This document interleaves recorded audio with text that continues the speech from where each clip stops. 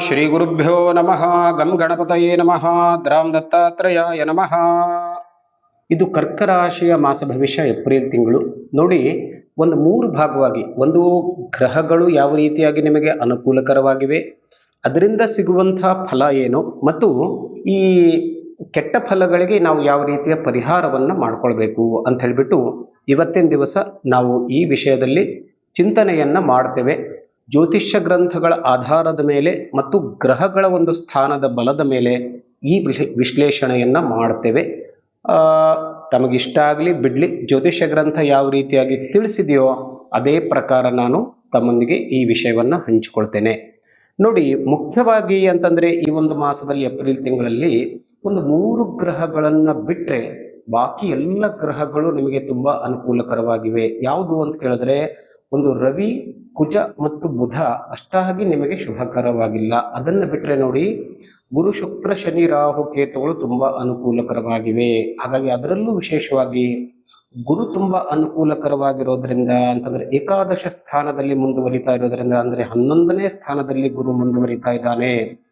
ನೋಡಿ, ಗುರು ಈ ನಿಮ್ಮ ಕರ್ಕ ರಾಶಿಯವರಿಗೆ ಒಂದು ಷಷ್ಠಾಧಿಪತಿಯಾಗಿ ಮತ್ತು ಭಾಗ್ಯಾಧಿಪತಿಯಾಗಿ ಗುರು ಇರೋದ್ರಿಂದ ನೀವು ಮಾಡುವಂಥ ಎಲ್ಲ ಕಾರ್ಯಗಳಲ್ಲಿ ಅಂತಂದ್ರೆ ನಿಮ್ಮ ಉದ್ಯೋಗ ಇರಬಹುದು ಅಥವಾ ವ್ಯಾಪಾರ ಇರಬಹುದು, ಐ ಥಿಂಕ್ ಅಲ್ಲಿ ನಿಮಗೆ ಖಂಡಿತವಾಗಿಯೂ ಯಾವುದೇ ರೀತಿಯ ಅಡಚಣೆ ಬರೋದಿಲ್ಲ. ಎಲ್ಲ ಕಾರ್ಯದಲ್ಲೂ ನಿಮಗೆ ಸಕ್ಸಸ್ ಖಂಡಿತವಾಗಿಯೂ ಸಿಗುತ್ತೆ. ಇನ್ನು ವಾಹನ ಯೋಗ, ಆಸ್ತಿಪಾಸ್ತಿ ಯೋಗ, ವಿವಾಹ ಯೋಗ ಕೂಡ ಮುಂದುವರಿತಾ ಇದೆ. ಇದು ಸಾಧಾರಣವಾಗಿ ಮೇ ತಿಂಗಳವರೆಗೆ ಇದೊಂದು ಯೋಗ ಇರೋದರಿಂದ ಈ ಕಾಲದಲ್ಲಿ ಇದನ್ನು ನೀವು ಖಂಡಿತವಾಗಿಯೂ ಸದುಪಯೋಗ ಪಡಿಸ್ಕೊಳ್ಳಿ. ಅದ್ರ ಜೊತೆಗೆ ನೋಡಿ, ಭಾಗ್ಯಸ್ಥಾನದಲ್ಲಿರುವಂತಹ ಶುಕ್ರ ಉಚ್ಚನಾಗಿ ಒಳ್ಳೆಯ ಸುಖ, ಸಂತೋಷ ಮತ್ತು ನೆಮ್ಮದಿಯನ್ನ ಕೊಡ್ತಾನೆ. ಯಾಕೆ ಅಂತಂದ್ರೆ ನೋಡಿ, ಅದರ ಜೊತೆಗೆ ಶುಕ್ರ ನಿಮಗೆ ಸುಖ ಸ್ಥಾನದ ಅಧಿಪತಿ, ಅಂದ್ರೆ ಚತುರ್ಥ ಸ್ಥಾನದ ಅಧಿಪತಿ ಮತ್ತು ಲಾಭ ಸ್ಥಾನದ ಅಧಿಪತಿಯಾಗಿ ಉಚ್ಚನಾಗಿ ಭಾಗ್ಯಸ್ಥಾನದಲ್ಲಿ ಇದ್ದಾನೆ. ಸೊ ಹಾಗಾಗಿ ಈ 2 ಕ್ಷೇತ್ರಗಳನ್ನ ಆತ ಒಳ್ಳೆ ರೀತಿಯಾಗಿ ಅಭಿವೃದ್ಧಿ ಪಡಿಸ್ತಾನೆ. ಉದ್ಯೋಗದಲ್ಲಿ ಅಭಿವೃದ್ಧಿಯನ್ನ ಕೊಡ್ತಾನೆ. ಅದರಲ್ಲೂ ವಿಶೇಷವಾಗಿ ಲಾಭದ ವಿಷಯವನ್ನ ಬಂದಾಗ ವ್ಯಾಪಾರದಲ್ಲಿ ಉತ್ತಮವಾದಂತಹ ಲಾಭವನ್ನ ನಿಮಗೆ ಶುಕ್ರ ತಂದು ಕೊಡ್ತಾನೆ. ಅದರ ಜೊತೆಗೆ ನೆಮ್ಮದಿಯ ಸ್ಥಾನ, ಸುಖ ಸ್ಥಾನ ಅಂತ ನಾವು ಚತುರ್ಥ ಸ್ಥಾನವನ್ನ ಹೇಳ್ತೇವೆ. ಆ ಸ್ಥಾನದಲ್ಲೂ ಕೂಡ ಒಳ್ಳೆಯ ಅಭಿವೃದ್ಧಿಯನ್ನ ಮಾಡ್ತಾನೆ. ಅಂದ್ರೆ ಸುಖ, ಸಂತೋಷ, ನೆಮ್ಮದಿಯನ್ನ ನಿಮಗೆ ಶುಕ್ರನಿಂದ ಈ ಒಂದು ಮಾಸದಲ್ಲಿ ಸಿಗುತ್ತೆ. ಮತ್ತು ಗುರು ಹಿರಿಯರ ಆಶೀರ್ವಾದ, ಮಿತ್ರರ ಆಶೀರ್ವಾದ ಇದೆಲ್ಲವೂ ನಿಮಗೆ ಖಂಡಿತವಾಗಿ ಮುಂದುವರಿಯುತ್ತೆ.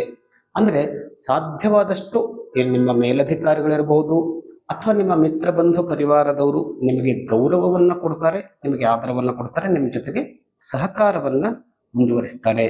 ರಾಹು ನಿಮಗೆ ಒಳ್ಳೆಯ ಸ್ಥಾನದಲ್ಲಿ ಇದ್ರೂ ಕೂಡ ಒಂದಷ್ಟು ರಾಹುವಿನಿಂದ ಪ್ರವಾಸ ಯೋಗವಾಗುವಂತಹ ಸಾಧ್ಯತೆ, ಅಂದ್ರೆ ದೂರದ ಪ್ರವಾಸ ಆಗುವಂತಹ ಸಾಧ್ಯತೆ ಇದೆ. ಸೊ ಅಲ್ಲಿ ಆ ಪ್ರವಾಸದಿಂದ ಒಂದಷ್ಟು ತೊಂದರೆಗಳು ಕೂಡ ಉದ್ಭವಿಸುವ ಸಾಧ್ಯತೆ ಇರೋದ್ರಿಂದ ಒಂದಷ್ಟು ಆ ವಿಷಯದಲ್ಲಿ ನೀವು ಎಚ್ಚರಿಕೆಯನ್ನ ತೆಗೆದುಕೊಳ್ಳೋದು ಒಳ್ಳೆಯದು. ಇನ್ನು ಕೇತು ಪ್ರಭಾವದಿಂದ ನೋಡಿ, ಕೇತು ತೃತೀಯ ಸ್ಥಾನದಲ್ಲಿ ಮುಂದುವರಿಯೋದ್ರಿಂದ ಒಂದು ಅಧಿಕಾರ ಪ್ರಾಪ್ತಿಯ ಯೋಗವನ್ನ, ಶುಭ ಯೋಗವನ್ನ ಉಂಟು ಮಾಡ್ತಾ ಇದ್ದಾನೆ ಕೇತು. ಅಧಿಕಾರ ಪ್ರಾಪ್ತಿಯ ಯೋಗ ಒಂದಷ್ಟು ನಿಮಗೆ ಎಲ್ಲಾ ವಿಷಯದಲ್ಲೂ ಧೈರ್ಯ, ಉನ್ನತ ಸ್ಥಾನಮಾನವನ್ನ ಖಂಡಿತವಾಗಿಯೂ ಕೇತು ಕೊಡ್ತಾನೆ.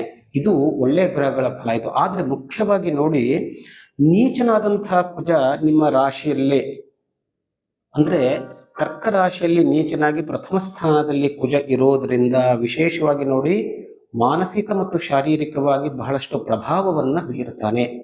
ಅಂದ್ರೆ ಅದರಲ್ಲೂ ವಿಶೇಷವಾಗಿ ನಿಮ್ಮ ಜಾತಕದಲ್ಲಿ ಕುಜ ಒಂದು ಕನಿಷ್ಠ ಸ್ಥಾನದಲ್ಲಿ ಇದ್ರೆ ಖಂಡಿತವಾಗಿಯೂ ಬಹಳಷ್ಟು ಒಂದು ಪರಿಣಾಮ ನಿಮ್ಮ ಶರೀರದ ಮೇಲೆ ಮತ್ತು ಮಾನಸಿಕ ಸ್ಥಿತಿಯ ಮೇಲೆ ಉಂಟಾಗುವಂತಹ ಸಾಧ್ಯತೆ ಖಂಡಿತವಾಗಿಯೂ ಇರುತ್ತೆ.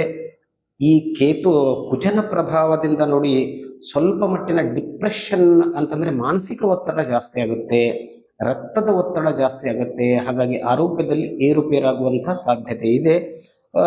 ಇದಕ್ಕೆ ಬೇಕಾಗುವಂತಹ ಪರಿಹಾರ ಅಂತಂದ್ರೆ, ಮೊದಲು ನೀವು ಮನಸ್ಸನ್ನ ಕಂಟ್ರೋಲ್ ಮಾಡಿಕೊಂಡು ಶಾಂತಚಿತ್ತರಾಗಿ ಬಂದಂತಹ ಪರಿಸ್ಥಿತಿಯನ್ನ ಅಥವಾ ಸಮಸ್ಯೆಯನ್ನ ಸ್ವಲ್ಪ ನಿಧಾನವಾಗಿ ಬಗೆಹರಿಸಿಕೊಳ್ಳಿ. ಮನಸ್ಸನ್ನ ಕಂಟ್ರೋಲ್ ಮಾಡಿಟ್ಕೊಳ್ಳಿ. ಅಂದ್ರೆ ನಿಮಗೆ ಯಾವುದೇ ರೀತಿಯ ಒಂದು ಅನಾರೋಗ್ಯದ ಸಮಸ್ಯೆ ಖಂಡಿತವಾಗಿಯೂ ಕಾಡೋದಿಲ್ಲ. ಇದು ಕುಜನ ಒಂದು ಪ್ರಭಾವ. ನೀವು ಕಡಿಮೆಯನ್ನ ಮಾಡಿಕೊಂಡ್ರೆ ಈ ಎಲ್ಲ ಲಾಭಗಳು ನಿಮಗೆ ಖಂಡಿತವಾಗಿಯೂ ಸಿಕ್ಕೇ ಸಿಗುತ್ತೆ. ಶನಿ ಕೂಡ ತುಂಬಾ ಅನುಕೂಲಕರವಾಗಿ ನಿಮಗೆ ಭಾಗ್ಯಸ್ಥಾನದಲ್ಲಿ ಮುಂದುವರಿತಾ ಇದ್ದಾನೆ. ಅದರಿಂದ ನಿಮಗೆ ಆಧ್ಯಾತ್ಮಿಕ ಅಭಿವೃದ್ಧಿ, ಗುರು ಹಿರಿಯರ ಸನ್ನಿಧಿಯ ಯೋಗ ಕೂಡ ಖಂಡಿತವಾಗಿ ಬರುತ್ತೆ. ನೋಡಿ, ಈ ಒಂದು ಮಾಸದಲ್ಲಿ ಒಂದು ಕುಜ ಪ್ರಭಾವವನ್ನು ಕಡಿಮೆ ಮಾಡಿಕೊಳ್ಳಲಿಕ್ಕೆ ನಾವು ಒಂದು 3 ದುರ್ಗಾ ಸಪ್ತಶತಿಯ ಪಾರಾಯಣವನ್ನ ಮಾಡ್ಕೊಳ್ಳಿ. ಅದರಿಂದ ಮನಸ್ಸು ಪ್ರಶಾಂತವಾಗುತ್ತೆ, ಒಳ್ಳೆಯ ವಿಚಾರಗಳು ಬರುತ್ತೆ. ಒಳ್ಳೆಯದಾಗ್ಲಿ. ಮತ್ತೆ